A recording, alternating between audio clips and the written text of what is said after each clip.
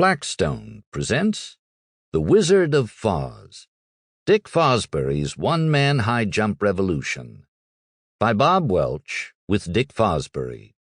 This book is read by Grover Gardner. To those who follow their imaginations, shoot for the moon, and stand for what's right. Those who have finished by making all others think with them have usually been those who began by daring to think for themselves. C. Colton. Prologue.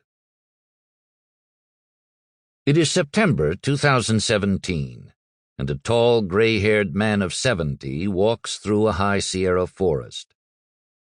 Dick Fosbury is looking for something that he left here nearly half a century ago, and only now has come back to find. A memory, a moment, a reconnection with the magic of a place called Echo Summit, where, at this unlikely spot in September 1968, the men's U.S. Olympic track and field team held a competition to see which athletes would represent America for the Games in Mexico City. A track had been plopped down in California's El Dorado National Forest, with only a few trees having been cut. More than 100 pines rose from the center of the oval itself. Granite boulders nudged the inside edges of the track and came within a foot of the long jump runway. In a country fractured by a decade of dissent, assassinations, and war, nearly 200 athletes had come to a place so peaceful that, as one athlete said, you could hear your heart beat. None was like Dick Fosbury. At the time, essentially every competitive high jumper in the world used a technique called the straddle, which dated back decades.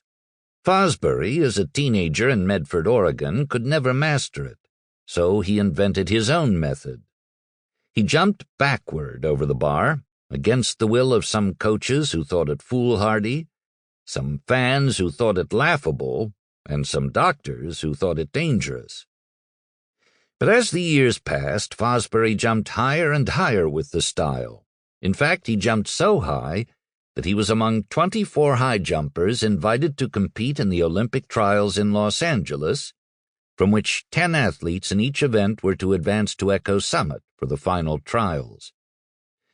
The top 3 in each event would make the team to compete in Mexico City, whose 7,350-foot altitude is why the U.S. was holding the tryouts at a similar altitude, to acclimate the athlete.